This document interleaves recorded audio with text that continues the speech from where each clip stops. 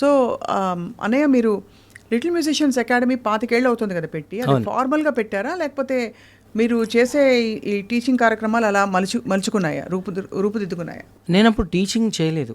నేను ఒక స్కూల్లో పనిచేసేవాడిని మ్యూజిక్ టీచర్గా, ఆల్ సైన్స్. అప్పుడు ఏమైందంటే మనకి చెప్పాను కదా, ప్రతి ఇక్కడ సింగింగ్ ఎక్కువ ఇక్కడ జరగకపోయేది. సో కోరస్ కావాలన్నా చెన్నైకి వెళ్ళేవాళ్ళం. అప్పుడు పాడుతా తీగ ద్వారా చాలామంది సింగర్స్ వెలుగులోకి వచ్చారు. కానీ ఇక్కడ అదే వృత్తిగా ఉన్న సింగర్స్ అంటే సినిమా పరిశ్రమ కోసమే ఉండే సింగర్స్ ఇంకా అప్పుడే మోటివేషన్ స్టార్ట్ అయింది. పూర్తిగా లేరు. ఎందుకంటే వేరే ఉద్యోగాలు చేసుకుంటూ సరదాగా పాడుకునే సింగర్సే ఉన్నారు. లేకపోతే డివోషనల్ సాంగ్స్, లలిత గీతాలు, ఇలాంటి కార్యక్రమాలు ఎక్కువ అయ్యేవి. కానీ అదే వృత్తిగా ఈ సినిమా కోసమే ఒక సింగర్స్ తయారయ్యే అవసరం అప్పుడు ఏర్పడింది.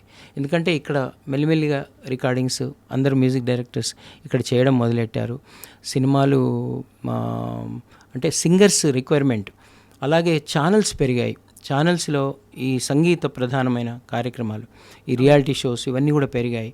తర్వాత ఈ జనాల్లో ఆర్కెస్ట్రా ప్రోగ్రామ్స్, అంటే సంగీతం మీద ఆసక్తి పెరిగింది.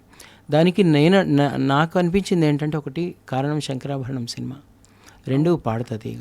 డెఫినెట్గా ఆ 2 స్ఫూర్తిదాయకం. అంటే చాలామంది సంగీతం నేర్చుకోవాలనే తల్లిదండ్రులకు కూడా సంగీతం నేర్పించాలి పిల్లలకు అనేది వచ్చింది. అప్పుడు నాకు అనిపించింది అనమాట. అప్పటికే నేను పాడుతా తీగ కానీ పెద్ద రియాలిటీ షోలో నేను ఫైనలిస్ట్గా వచ్చాను.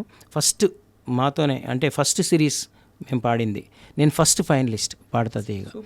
సో దాని తర్వాత నేను కొన్ని సినిమాలకు పనిచేశాను, కొన్ని పాడాను, కోరస్లు పాడాను, కండక్ట్ చేశాను, టేకింగ్స్ తీసుకున్నాను. సో ఇలాంటివన్నీ అనుభవాలు వచ్చాయి. అంటే అటు టీచింగ్ అనుభవం వచ్చింది, ఇటు సినిమాలో అంటే నాకు తెలిసిపోయింది ఒక కోరస్ సింగర్ ఎలా పాడాలి, ఒక మెయిన్ సింగర్ ఎలా పాడాలి, వాళ్ళకి కావాల్సిన లక్షణాలు ఏంటి అనేది నాకు తెలిసింది.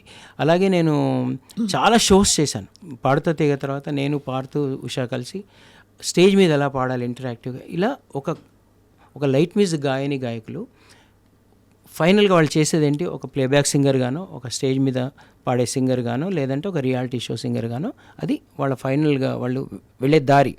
సో ఈ దారి కోసం మనం తయారు చేస్తే ఎందుకు తయారవ్వరు సింగర్స్?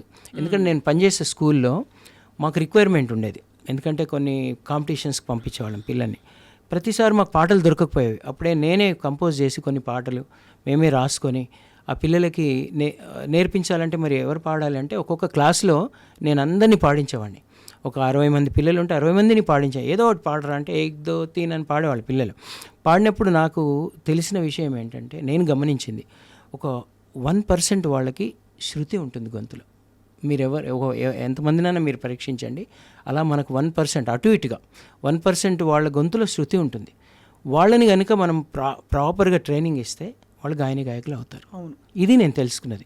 కాబట్టి నేనేమనుకున్నా అంటే, మనం ఇక్కడ తయారు చేసుకోవచ్చు అని బాలుగారిని వెళ్ళి అడగడం జరిగింది. నేను అడిగి, సార్ ఇక్కడ ఇలా గాయకులు అంటే సినిమా కోసమే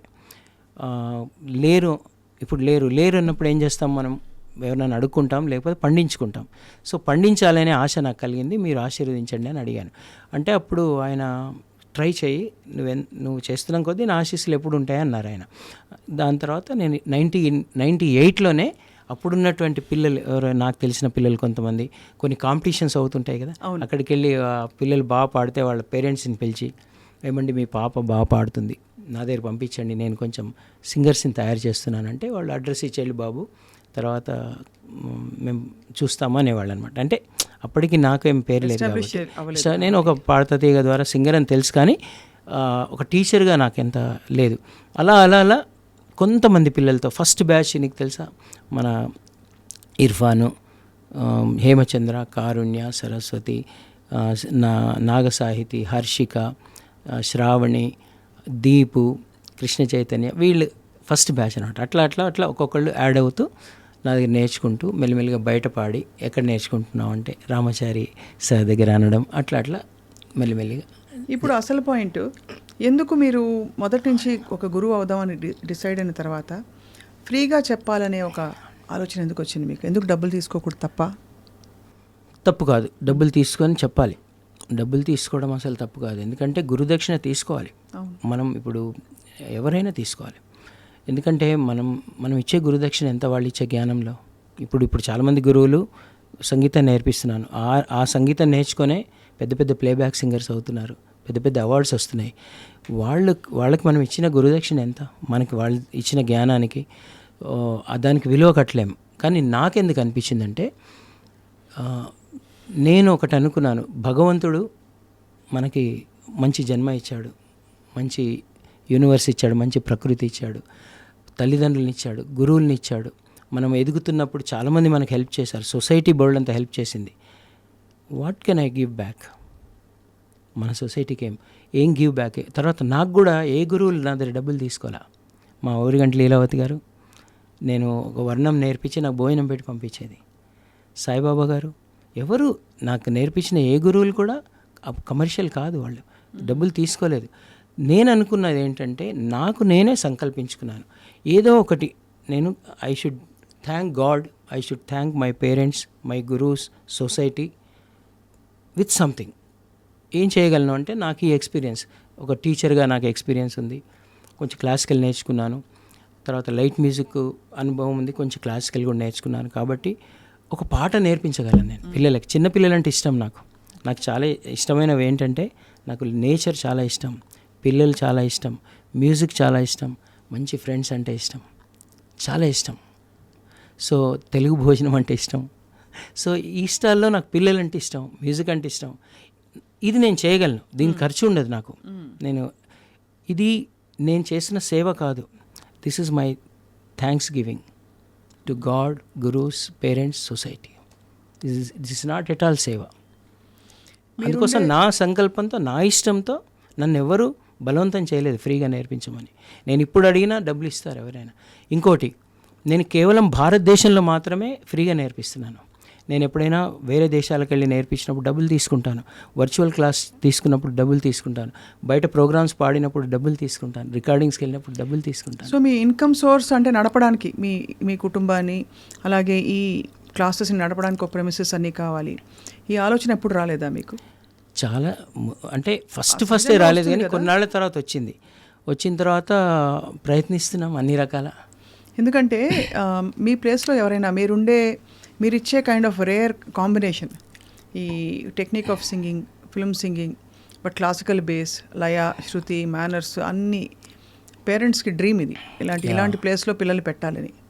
మీరుండే ప్లేస్లో వేరే వాళ్ళు ఉండుంటే ఈ పాటికి ఆఫ్ కోర్స్ అది తప్పని కూడా అనడం లేదు, కోటలు కట్టి మెడలు కట్టి బోల్డ్ అంతా సంపాదించుకొని ఇంకా ఎక్కడికో వెళ్ళిపోయి ఉండేవాడు. నేను కూడా బోల్డ్ సంపాదించలేదా? ప్రేమ అభిమానం, పేరు. నేను ఎక్కడికి వెళ్ళినా, నేను ఏ దేశంకి వెళ్ళినా, మన తెలుగు వాళ్ళు ఎక్కడ నన్ను చూసినా వాళ్ళ ప్రేమను కురిపిస్తారు. అంతకంటే ఏం సంపాదిస్తాం? What do you need more than love and affection of people and blessings of people? What do you need? ఏం చేసుకుంటాం? నాకు కావాల్సినంత డబ్బు దేవుడు ఇస్తున్నాడు నాకు, తినడానికి, బట్టలకి, పిల్లల్ని చదివించుకోవడానికి. He is taking care. I believe that when I am serving children, God will take care of my children. Definitely it is happening. నాకు అసలు ఏ రోజు కూడా నేను డబ్బు కోసం వరీ కాలేదు. ఐ నెవర్, నాకు అసలు ఆలోచన కూడా, నేను డబ్బు కూడా పెట్టుకోను జేబులో. నేను చాలా ఇప్పటికి కూడా నేను చిన్నపిల్లలు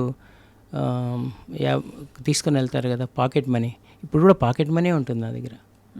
నేను అసలు డబ్బు ముట్టుకొని, అంతా మా ఇంట్లో వాళ్ళే చూసుకుంటారు, కొనడాలు ఇవన్నీ కూడాను. నేను చక్కగా సంగీతం నేర్చుకుంటుంటాను. నేను చేసే పని ఏంటి తెలుసా? I will be learning music. ఇప్పటికీ నేర్చుకుంటూనే ఉంటాను. I never stop learning music. నేను కర్ణాటక సంగీతం నేర్చుకున్నాను, హిందుస్థానీ మ్యూజిక్ నేర్చుకున్నాను. జంగయ్య మాస్టర్ గారి దగ్గరికి వెళ్ళేవాడిని, లలితా కురుల్కర్ గారి దగ్గరికి వెళ్ళేవాడిని. ఇప్పుడు యూట్యూబ్లోకి వెళ్ళి బోల్డంతమంది పెద్ద వాళ్ళే చూసి రాసుకుంటుంటాను, నేర్చుకుంటుంటాను, వింటుంటాను, రీసెర్చ్ చేస్తాను. ఇంకా పిల్లలకి ఎంత బాగా చెప్పొచ్చు, ఇంకేమేమి ఇన్ఫర్మేషన్ ఇవ్వాలి వాళ్ళకి. నాకెంత స్వార్థం అంటే, నా ప్రతి స్టూడెంట్ కూడా ఒక బాలు గారు అంత గొప్పవాడు అవ్వాలి, ఒక సుశీలమ్మ గారు, జానకమ్మ గారు, చిత్రమ్మ గారు, శ్రేయా ఘోషల్, ఒక శంకర్ మహాదేవన్ అంత గొప్ప గాయకులు అవ్వాలని నాకు పిచ్చి స్వార్థం.